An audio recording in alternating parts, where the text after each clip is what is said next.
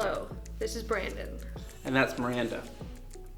And this is Brandon and Miranda, or Miranda and Brandon Review Music. Yes. Our title's just getting longer and longer, so eventually it's going to be like 50 words. Exactly, just as we planned.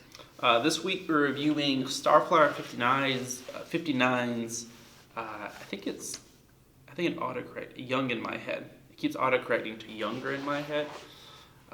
So probably two different albums. But this is the 14th album they've released.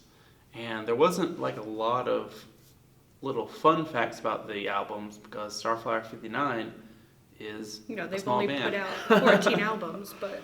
Yeah, so like their Wikipedia page, no one's even made a page yet for like Young in My Head. So if you're a fan, you're probably going to make them a page and you can fill it with all the little They're fun probably facts. going to be like, you do it, Brandon. I think it used to be easy to get like into Wikipedia, but I think now you've got to do all this stuff to be like a moderator. Like, good for them, because now people can trust them as a credible source. I've always loved Wikipedia. I always defend them to my teachers. I'm like, it is a credible source and I will fight you. I remember before people even knew about Wikipedia, and I would use it for all of this stuff, and my teachers just accepted it. I remember reading this like thing about George Washington Carver, and I think some guy had went on there and he wrote all this stuff where it's like, he wasn't really as smart as he was. And it was all this conspiracy stuff about like, actually like the white man created like peanut butter and George Washington Carver stole it and all this stuff. And I'm like, I think that's back when just anyone could go on Wikipedia. And I think since they've like locked his page. Oh, wow. 'Cause I don't know if they still do that. No, for a while they would lock people's pages and people were just writing like a lot of stupid stuff on there. Speaking of not credible sources, I don't know my Reliant K facts, and therefore I apologize for not knowing where stood on the album timeline. I think what's funny is we recorded that album like 10 minutes ago. Yes. The people watching that video could have come out like 2 months ago. Yeah. Like, what are you talking about? Or maybe it hasn't even come out yet. Yeah, so future me is sorry, present me is sorry, past me is sorry, everybody's sorry. But today we're not here to apologize. We're not here to talk about Wikipedia. We're here to dig into Young in My Head by Starflyer 59. So first off, the good about the album. Number one, I think it's simple. It's just a simple formula. It feels like a guy just got his friends together and was like, I got some things I gotta, sing. And I really like that about Starflyer 59. It's not all this elaborate like electronics or like, oh, we gotta have like all these guest people or whatever. Even the lyrics are it's just simple. And I think it works really, really well for them. And then also just the passion. Each album they put out, it never feels like there's filler. It feels like, nope, this is the 10 songs I wanted, or I wanted to release this album. It's not, and I don't know the behind the scenes. I'm not good, like, friends with, like, Mr. Martin. It's not like he called me and told me this. But it doesn't feel like, a record label calling up saying, hey, I don't know if you forgot, but we need 10 songs, in the next 3 weeks. It just feels like whenever he wants to put out music, it's put out. And it's put out, the way he wants it. And I just really appreciate an artist that can do that, because when I think of, like, pure music or whatever, I see that in their music. And I think that you can tell a lot of times an artist where it's them and they're passionate, versus this is their record label or this is their fans or whatever saying you have to put out this kind of music versus putting on the stuff that they love. I feel it. Thank you. Before I say what I like about the album, tell me the history of the band. Like, has it had the same members all the time? Do you know? Well, see, I know they used to have like the normal like 3 or 4 or 5 piece or whatever, but then I wanted to say maybe in 2013 or 2014, his father passed away, so then he moved back home to run the family's trucking business. So he stopped touring, and I think a lot of people thought at that time that the band was just kind of going to fall like away. But he's put out albums. I think this is like the 3rd kind of independent album they've put out. So that's kind of how it stands now, where they're not touring, but as far as, like I said, with personnel, it's not listed if it's the same people coming back and all.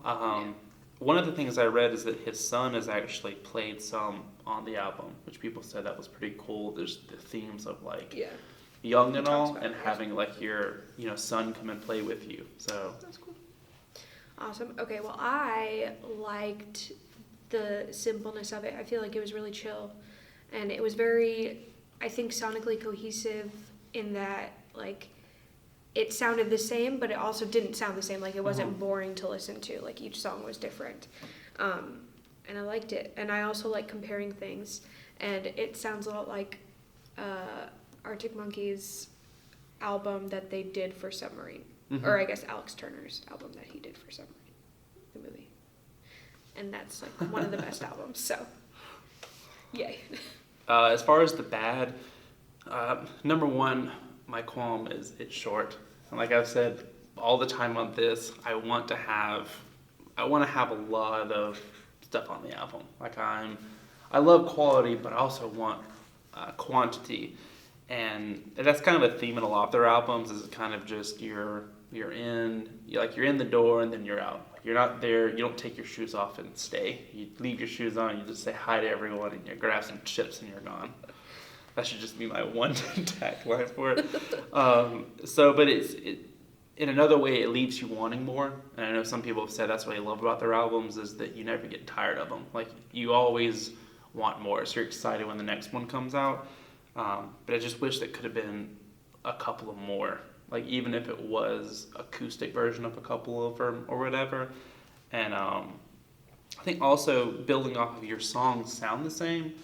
It can be a good or a bad thing. I think that, if the album, if it works, then don't just change it to be different.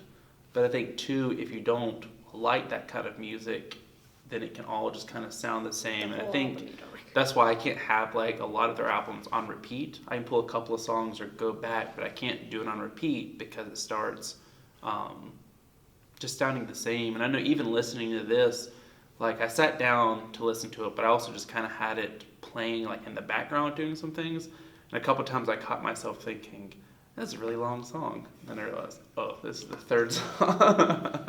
Yes.